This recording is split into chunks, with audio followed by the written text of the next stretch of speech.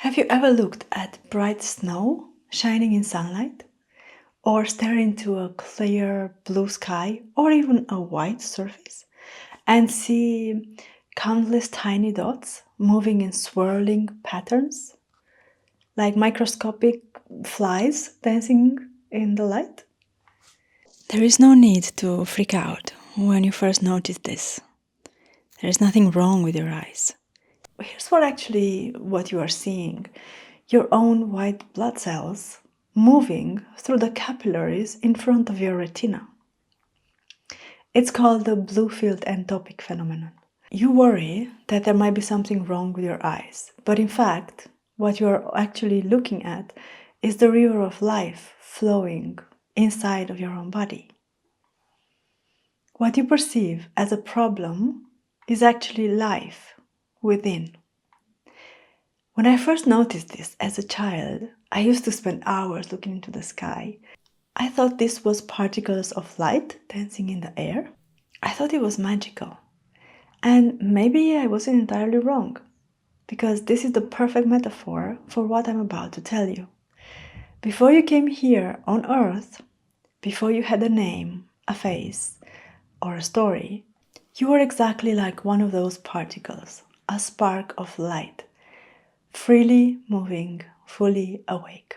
But here is what most people don't understand. You didn't accidentally forget who you are. You deliberately covered yourself in layer after layer of forgetting by being distracted by family patterns, cultural conditioning, personal trauma, not by mistake, but by design. You chose to get lost a little bit.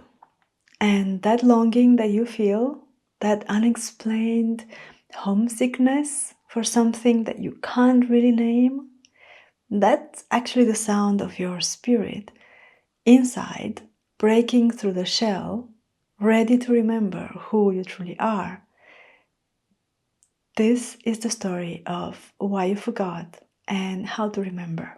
Divine Spirit is the divine spark of light that decides to come to Earth to learn some lessons, explore 3D, and basically find its way back to its true nature of pure light.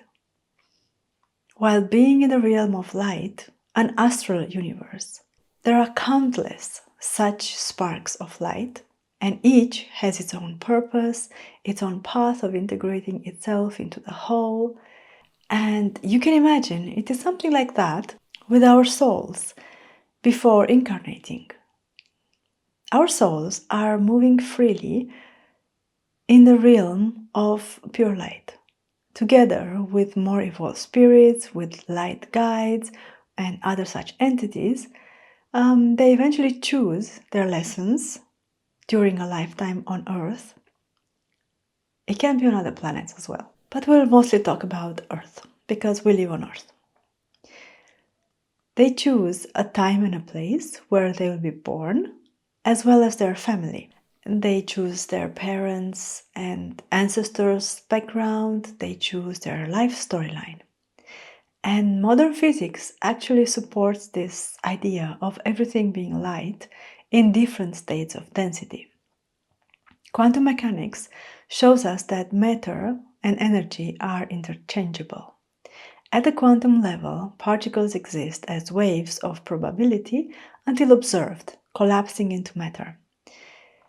Nuclear physics reveals that what we call solid matter is like 99.9% just empty space, held together by electromagnetic forces, essentially patterns of light and energy. Even your body right now is mostly emptiness, vibrating at specific frequencies. You are quite literally condensed light who have forgotten for a while that it can shine. But what is light exactly? Light is made of photons, tiny packets of electromagnetic energy that have no mass, yet carry the force that holds atoms together. Photons are both particle and wave at the same time, existing in what physicists call superposition until observed. Every photon in existence was born in a star, traveling at almost 300,000 kilometers per second through space. The photons hitting your eyes right now left the sun 8 minutes ago. Your body runs on photons. Every calorie of energy that you consume came from plants that captured sunlight, or from animals that ate those plants. You are quite literally made of starlight that learned to think about itself. And here's the miraculous part. You can actually perceive, detect the smallest unit of this light with your own awareness. When your eyes fully adapt to complete darkness, after about 30 to 40 minutes in total blackness, you can actually perceive individual photons hitting your retina. Science has proven that human eyes can detect as few as 5 to 7 photons, those tiny flashes you might see in total darkness.